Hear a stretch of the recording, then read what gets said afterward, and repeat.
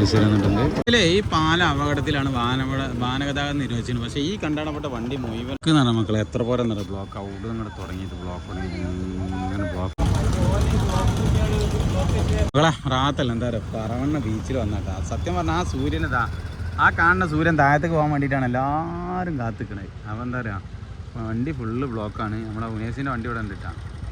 Okay highlight ഈ ചായക്കട കേട്ടോ സംഭവം. ചായക്കട നല്ല സെറ്റാക്കിയിട്ട് ചായക്കട ഉണ്ട്.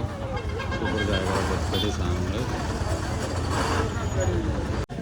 പിന്നെ അത് അവിടെ ഇങ്ങനെ ഐസ്ക്രീം വണ്ടി ഇവിടെ നിന്നാണ് തിരക്കാനായിട്ട് ഫുള്ള് കംപ്ലീറ്റ് തിരക്കതാ. കംപ്ലീറ്റ് അങ്ങനെ പോലീസ് വന്നിട്ടുണ്ട്.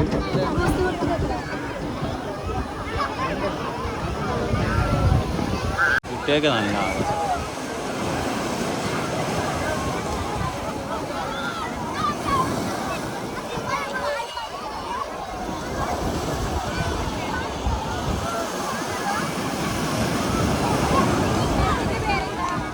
അത് കയറിയായിരുന്നു നേരെ ഫുള്ള് എല്ലാവരും വേറെ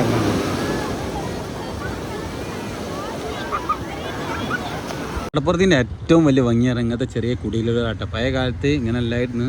പഴയ കാലത്തെ കുടിലുകളാണ് ഏറ്റവും രസം. അപ്പം നേരെ മറിച്ച് കട്ടാക്കി പിന്നെ അതേപോലെ ചെറിയ ചെറിയ കുടിലുകൾ കെട്ടിട്ടുണ്ട്.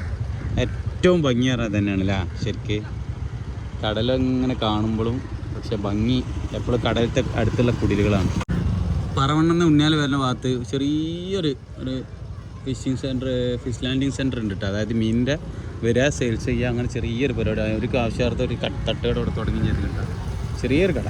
അതേമാതിരി തന്നെ മീൻ വന്നാൽ കച്ചവടം നടത്താനുള്ള ഒരു സെറ്റപ്പ് ഇവിടെ ചെയ്ത് കൊടുത്തിട്ടുണ്ട്. MLA വി അബ്ദുറഹ്മാൻ ചെയ്ത് കൊടുത്താണിത്. ഇവിടെ അങ്ങനെ തിരക്കാനായിട്ടാ ഫുള്ള് കംപ്ലീറ്റ് ആളുകളാണ്.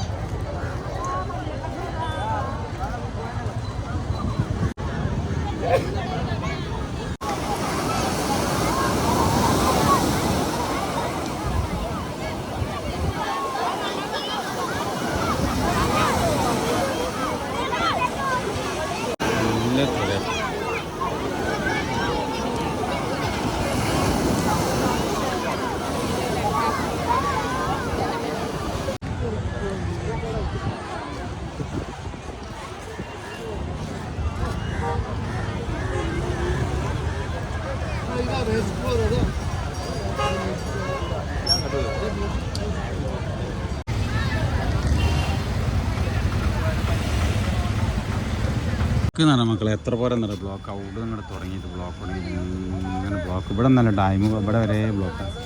ഇവിടെ നിന്നിട്ട് ഫുള്ള് ഇവിടെയും ബ്ലോക്ക്.